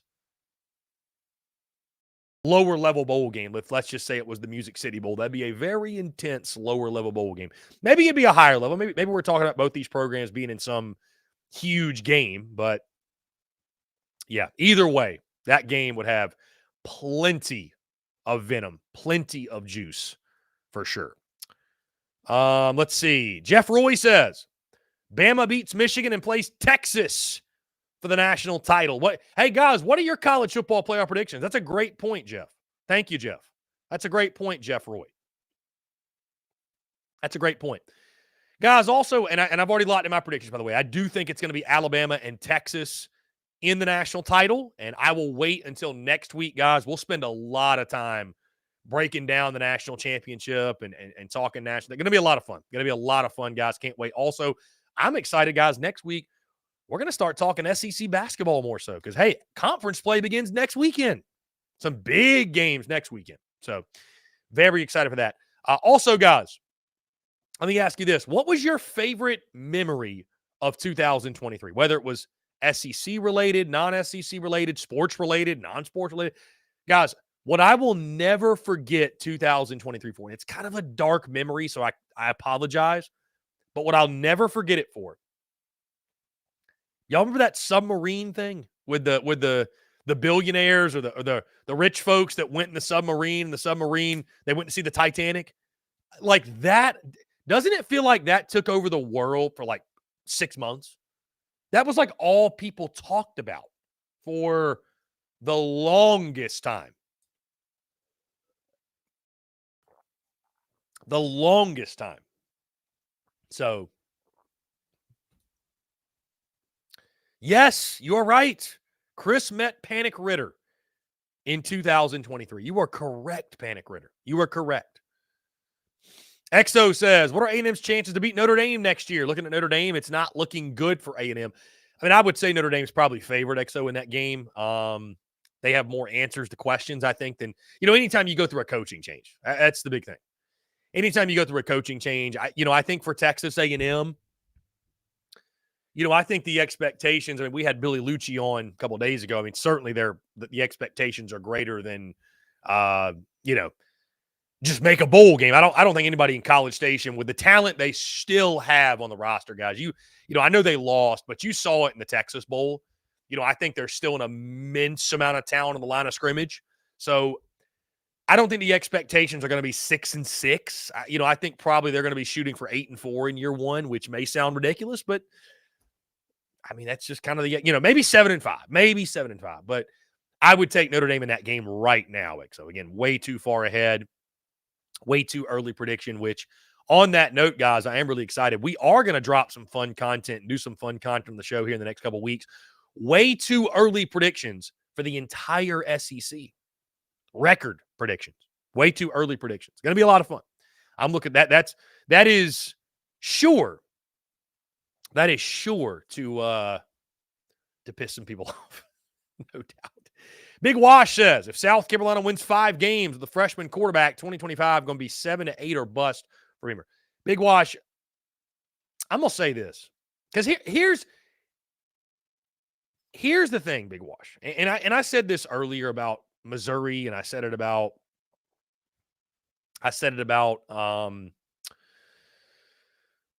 Kentucky as well, but really Mizzou, right? Like when you believe you have the right guy, right? You believe you have the right guy.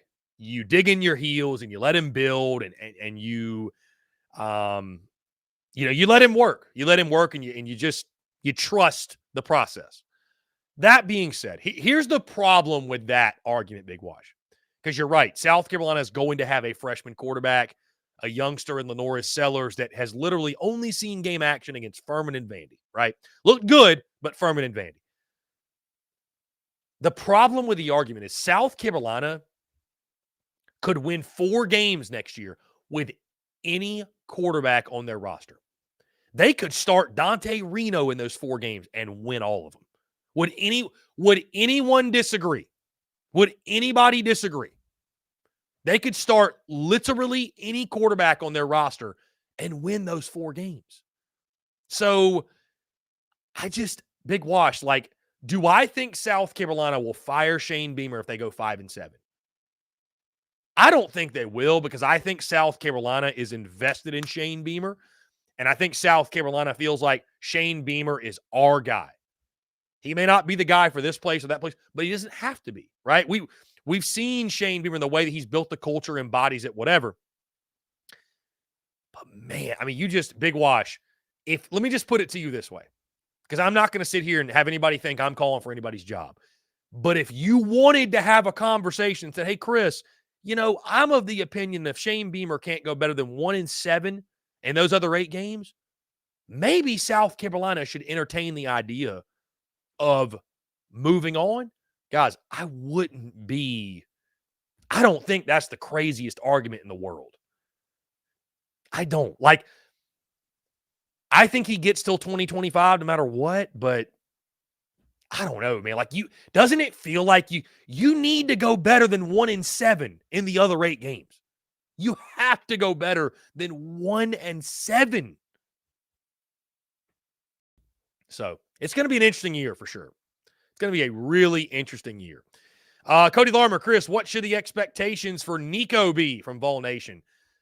I think obviously, Cody, that's a good question. I think you've got to keep expectations realistic for a kid in his first start going up against an Iowa defense that was, one of the best in college football, was really, really good. We know how Iowa wants to win games.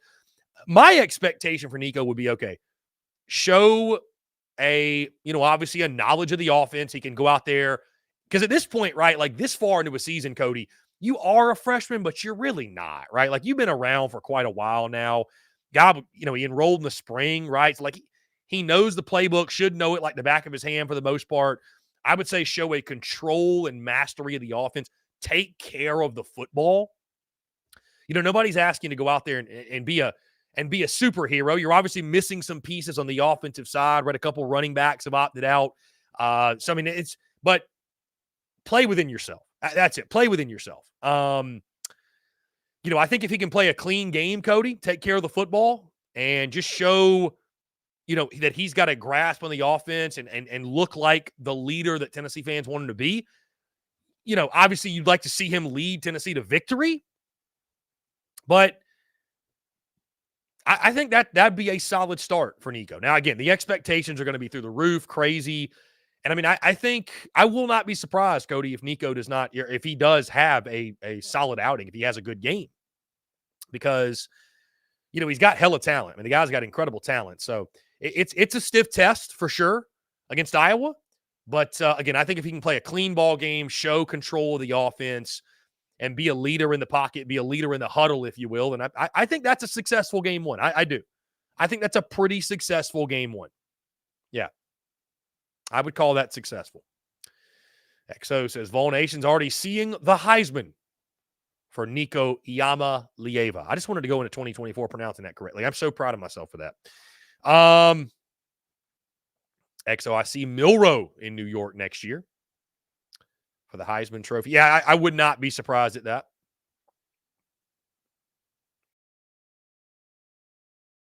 I would not be surprised at that at all. Again, guys, 843-790-3377. That's 843-790-3377.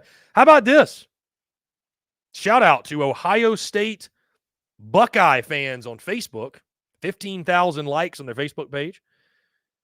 They used our post on X for a graphic and post on their page, and that post has 3.7 thousand likes.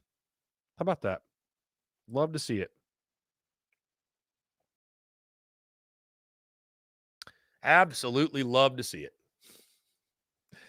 XO, Notre Dame brings back a lot of their defense. Young running backs will be better than Estime plus Riley Leonard and Denbrock. O-line will be better too outside of Alt leaving. I mean, listen, I think Notre Dame could be really good. Denbrock was a really nice pickup from LSU. So, and I think Riley Leonard, really good pickup too. So, I mean, I expect Notre Dame to be Notre Dame. I don't think they're going to win it all next year, but they're going to be, 10-win team, maybe 11-win team, top of college football, top 10 team, if you will. So, yeah, I would expect them to have a really good year. I think they will. I mean, again, right now, I'd pick them to beat Texas A&M. I would.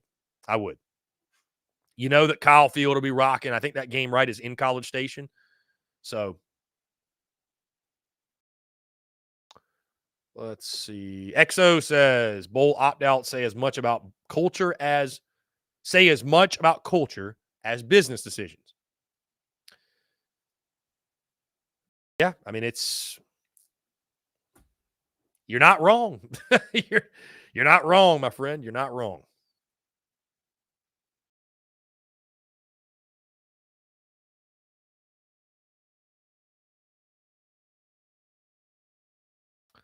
Let's see. Cody says, I don't think Michigan's ready for Jalen Milroe. Yeah, but again, I like Bama in the game, guys. I'm super stoked. I know we all are, but I'm super stoked for the Rose Bowl and what the Rose Bowl is going to be, what type of game that'll be. That's going to be a blast, man. That's going to be an absolute blast.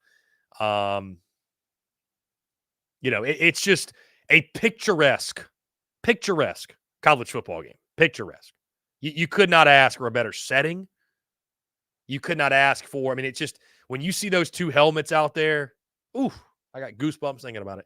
You see those two helmets, Alabama on one side, Michigan on the other, two of the winningest programs in college football history in Pasadena, California, the Rose Bowl. There's just no better setting, man. It's just no better setting for a game of that magnitude. And I can't wait to watch it unfold, man. Cannot wait to watch it unfold. I know y'all feel the same. That's going to be awesome. That's going to be awesome. So, Billy Cotton, bowl opt-outs has ruined college football bowl tradition. You know what the thing is, though, Billy? Because people are going to say, well, how do you fix bowl season? Fans will say that. We'll say that. But in the eyes of the people that, host these bowl games, the sponsors, like, bowl games are healthy. People are watching the games. People are watching. Like, and I thought somebody put this beautifully on social media the other day, and I never thought about this. They are capitalizing on, there's nothing going on right now. Guys, has this week not felt like you don't even know what day it is? Like, you don't even know what's going on. You're just chilling with family or chilling at home. And that week between Christmas and New Year, perfect time to have any sort of thing. right? To steal the attention. Any sort of thing. Because there's just nothing else going on. So, like, even with, and I could ask you guys this, like, even with all of the opt-outs, even with the portal, how many of y'all didn't watch the Orange Bowl? You know what I mean? Like, how many of y'all did not watch it? We all still watched it. So, I mean, I'm not saying it's helping bowl season by any means. That's not what I'm saying. But we're all still going to watch. You know it, and I know it, and we all know it. So, Michigan's a 1.5-point favorite to beat Bama in that game. I mean, guys, you have to love how this sets up for Bama, though. You have to love it.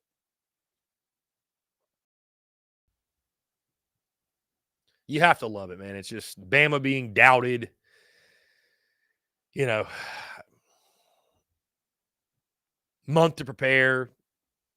The rat poison. Rat poison is alive and well. Guys, I'll ask you again, what was your favorite memory from 2023? Can be your favorite team related, can be SEC related, can be non-sports related. What was your favorite memory from the 2023 calendar year? Let's see. EXO, hate SEC teams losing out of conference. A&M needs to get it together. That'll be a tough game, though. I mean, that's a tough one. Lynn Turner, haven't watched the bowl yet, but this has been a different year for me. Well, when your team doesn't make a bowl game, because I know, Lynn, you're a Gamecock. When your team doesn't make a bowl game, yeah, bowl season does not hit the same, right? Billy Cotton says, so would a team like Liberty be in the playoffs next year? Yeah, potentially. I think you're going to see a group of 5. Yeah. Favorite memory, Duke beating Clemson and more drinking. LOL.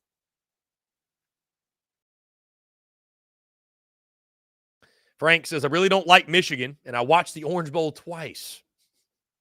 Very good, Frank. Very good. Very good.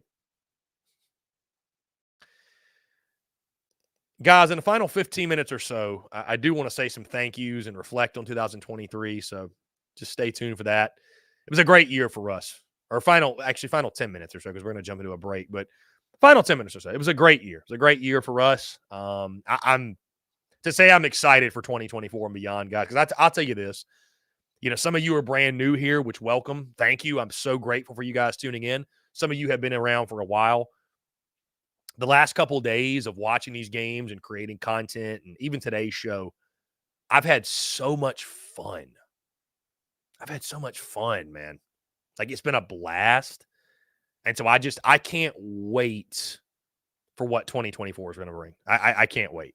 2024 is going to be such a beautiful adventure, as each and every single year is, but I'm so excited for it, man. I'm so pumped for it. And for those of you that are going into it with us, thank you so much. Truly, I appreciate that. So, let's see, guys. That being said, Billy Cotton says, Happy New Year to all. Appreciate you, my friend. Okay.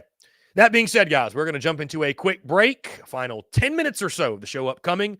Again, we'll look back on 2023, talk your favorite memories, and we'll continue to take your questions, your comments, your voicemails, and more here on this Sunday, December the 31st. All that and more, guys, on the other side of this break. You're tuned in to SEC Unfiltered Live.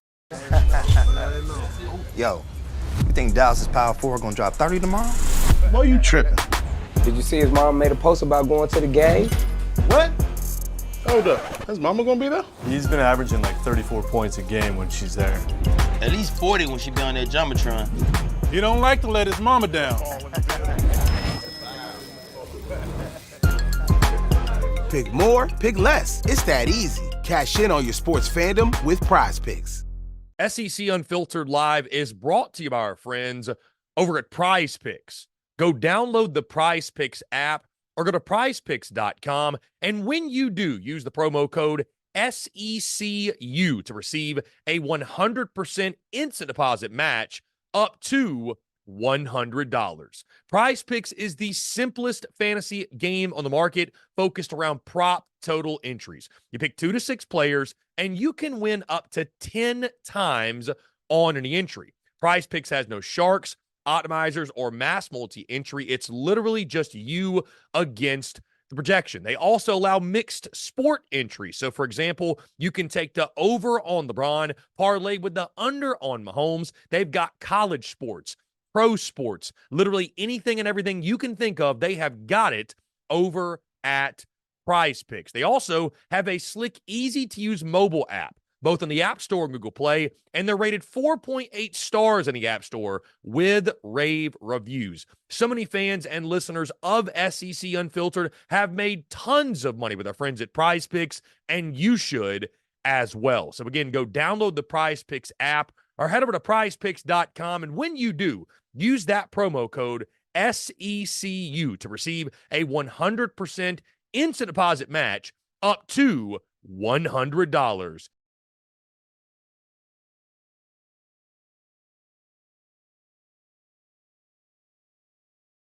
We're also brought to you by our friends over at MyBookie. When your money's on the line, choose a trusted sports book that gives you tools to win, like MyBookie. At MyBookie, it doesn't matter if your team is up or down. You can easily cash out or bet the game live to come out on the winning side. Use MyBookie for daily odds boosts, same-game parlays, and take advantage of huge prize pool contests.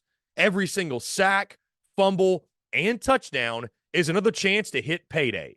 To get started, go to mybookie.ag, and on your first deposit, use promo code SECU to grab a deposit match up to $1,000. Try the MyBookie money bag as well to grab a potential Super Bowl frontrunner at long shot odds, plus 38,000 on the Eagles and Chiefs. You won't find odds like that anywhere else. Bet anything, anytime, anywhere, only with MyBookie. Finally, SEC Unfiltered Live is brought to you by our friends over at Rowback. Guys, if you haven't heard of Rowback before, it's time to check them out. It's safe to say I'd bet on these guys any day of the week because I absolutely love their gear. I couldn't be more pumped to work with Rowback. It's simply some of the most comfortable gear that I own. From the performance polos to the hoodies and the joggers, it's some of the best fit and best feel around. Rowback's performance hoodies are some of the best pieces of clothing I've ever worn. I can't emphasize how soft these things are with great stretch and breathability. They're simply some of the best hoodies out there. Odds are, guys, if you see me during football season, baseball season, basketball season, or just here on SEC Unfiltered Live, you'll more than likely see me in a Rowback hoodie.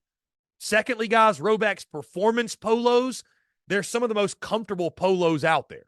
They're moisture wicking with 4-way stretch, making them perfect for a game day, and they have the perfect fit. With crisp collars that don't lose their shape, I could not recommend these polos more. In all honesty, guys, Rowback's been gaining traction big time. I'm sure you've seen them. They've been working with some of college football's biggest stars, such as Alabama's quarterback Jalen Milroe and former LSU head coach Ed Orgeron. So go check them out now and use the promo code SECU on Rowback.com for a generous 20% off your first order. That's spelled RHOBACK.com. 20% off all bottoms, Q-zips, hoodies, and more with the promo code SECU. Ladies and gents, boys and girls, we are back here on this Sunday, December the 31st, 2023. Final 10 minutes or so of the show and final 10 minutes of live content that we will create in the 2023 calendar year. What a year it was, man. What a year it was as we look back. Again, guys, I want to continue to hear from you. We do have some comments here. Jeff Roy says, this may not be the best team Nick Saban has had, but I'm proud of the way this team has turned around since the Texas loss. Roll Tide. Jeff, glad to have you here, my friend. And yeah, what a turnaround it's been, man. The growth of that football team, I mean, just incredible. Incredible. Exo says, I got multiple candidates for worst memory. Lost to Clem sucks. Losing to Florida. Ohio State beating Notre Dame like they did. Notre Dame losing to Clem sucks. Yeah. Exo, my best memory is Kentucky beating Louisville, which is weird in itself. Oh, and the offseason when there was hope. For many fan bases out there, that's why I have that article I write every year, guys. Hope springs eternal. I love that article, Hope Springs Eternal, because it talks about how the offseason is actually like, it's a time that shouldn't be rushed. It's a time that should be cherished because everyone's 0-0. Like the dreams and the hopes of what a new season may bring. Everybody's 0-0. XO says, wasting Rattler is my worst or favorite worst memory. Exos, I'm happy for Jalen Milroe and the young Bama players. The kids really fought hard and turned all the doubt into wins. Saban can be proud, for sure. For sure. You know, guys, again, I would say this, looking back on 2023, and I want to say thank you to each and every single one of you, truly. Everybody that's here in the sound of my voice, whether you're, on the live show currently, you're via podcast, you're on YouTube, you're maybe hearing this through social media, whatever it might be. This was a year that was a blessing in itself, for sure. I'm thinking back on 2023, though. I think a lot of lessons were learned. There was a lot of things that happened in the entrepreneurial sense, the business sense, behind the scenes that, great lessons learned. This was a year of abundance. I mean, this really was truly a year of abundance for yours truly. And I mean, we upgraded in so many different facets across the board when it comes to life. Moved into a new house, bought a new car, upgraded immensely beyond that across the board. Been in a loving relationship over the last year plus. We go into 2024 with, vibes are high. And finally, guys, I mean, I took a leap that I knew at one point I would take, but to actually take action and do it and take this leap into this new business venture and into this new entity and into this new initiative, I'm really proud of myself for that because, listen, guys, we went into a couple days ago about the why and the what behind it, but to be vulnerable for a moment, I'd be lying to you guys if I told you I wasn't scared. I'd be lying to you guys if I told you I wasn't, it's always a risk, right? I mean, it's just a risk. It's a risk. But in order to 10X and to grow and to evolve and get to where I want to be and where I want business to be, like, it was something that I felt was necessary. But I am really proud of myself when I look back on 2023 and the final couple of days of it, that we made that move, that we made that jump. So 2023, guys, as a whole, an immense blessing. An immense blessing, man. I mean, from content to business to life to relationships. I can't say thank you enough because, again, without you guys, without your love and support, what we do would not be possible. Where we're going would not be possible. And I just can't say thank you enough, man. I can't say thank you enough to all the listeners, all the subscribers, all the people that tune in the live show, the commenters, the callers, the people who buy merchandise. And yes, SEC Unfiltered merchandise will be available here soon. I just can't say thank you enough. Truly, truly. Everybody who follows along on social media and interacts. Yeah, man, it's awesome. And I'm so excited going into 2024, the first full calendar year of being SEC Unfiltered and what this thing's going to look like and the way we're going to operate in content. I mean, guys, we're already seeing great successes on social media and so many new people that are following the show, that are fans of other teams that, had obviously never seen me or heard me or followed along. And I'm really, really, really excited to grow and to scale and to have fun creating content and create the content that I want to create and grow and thrive in business the way I want to do. So I'm very excited for that. So, yeah. And again, I'm really grateful for those that are going to be on the journey with us, that are on the journey right now. Let's see. Back to your questions and comments, guys. Frank says, congrats to Drink and Kiffin for bringing those programs up to a higher level. Yeah, I mean, Those two coaches, Frank, to your point, have gone above and beyond any sort of expectations. Any sort. I mean, really, truly. You got to give a lot of credit to what those coaches have done. A lot of credit. A lot of credit. So, let's see.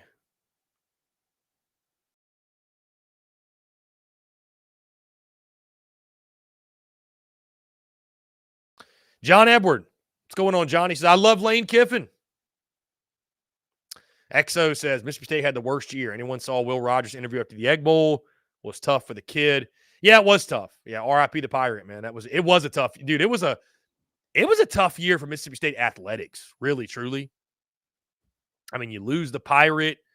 I don't really recall what basketball was, admittedly, for them last year. I doubt it was anything special. I mean, I think they were solid, no doubt.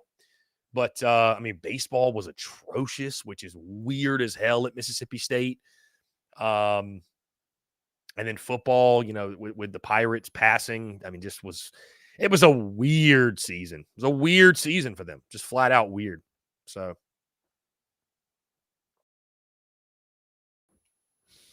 really, really weird.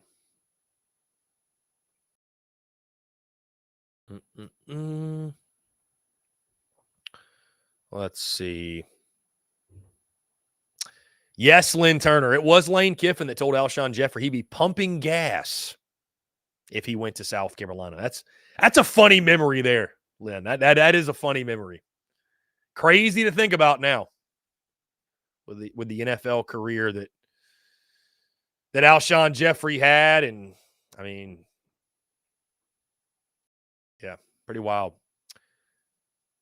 Again, guys, really excited for tomorrow. We got the Rose Bowl. We've got the Sugar Bowl. Bama and Texas both being featured in that game. Really excited and looking forward to it. Really, really excited and looking forward to it. So, again, guys, we will be live again on Tuesday, January the 2nd, for obvious reasons. No show tomorrow. Enjoy the football. Watch the football. We'll be covering it, giving full breakdowns and analysis on social media. And then, of course, guys, all throughout the week, we'll be talking about these games, breaking them down. Great guests helping us do so. Also, guys, don't forget, hey, SEC basketball season is just around the corner. We'll be talking all things SEC basketball and looking forward to these games. And I'm excited, man. I'm very excited for SEC basketball season. Excited for baseball season, which, believe it or not, guys, is just around the corner. We'll probably start breaking down the teams and giving predictions and previews and stuff late January, early February. So, I mean, it's here. I mean, it's right around the corner. I'm very excited to have the basketball, baseball crossover. And then you got football, which never ends, right? I mean, football literally never ends. So, but this entity, guys, in case you're wondering, I know there's a lot of football stuff in the background. We're going to talk football, baseball, and basketball. We're going to talk about the big three. It's not just going to be a football show. I'm not just a football guy. I love football. We all love football, but I love baseball. I love basketball. So we're not just going to be a one-trick pony here. We're going to talk about a little bit of everything, and I'm excited for that. But, guys, as we close out the show, we are just prior to 2 o'clock. Again, I want to say thank you all so much for the love and support that we felt in 2023. What a year 2023 was. There were highs, there were lows, there were in-betweens. But as I always say, guys, the joy is in the journey, and certainly the joy was in the journey this year, and I'm looking forward to a successful and prosperous 2024 for us all, by the way. A happy new year to each and every single one of you. Thank you so much for making us part of your 2023, and can't wait to be part of you guys 2024 as well as we kick things off on January the 2nd, and we take in football tomorrow, and it's going to be a blast, man. I can't wait. We're setting ourselves up for our best year ever. And, again, grateful to do it with you guys, man. So happy new year to you and yours. Appreciate you all tuning in. Be sure, guys, hit that subscribe button on YouTube. Hit that bell icon so you get notifications of when we go live and we drop new video content as well. Also, be sure to subscribe to the podcast via iTunes, Spotify, Google Podcasts, wherever you get your podcast. You can check us out there at SEC Unfiltered, and, of course, all across social media. Follow along. Content bleeding out of the eyeballs. Guys, Happy New Year. Appreciate you all tuning in. Enjoy your New Year's Eve. We'll see you in 2024.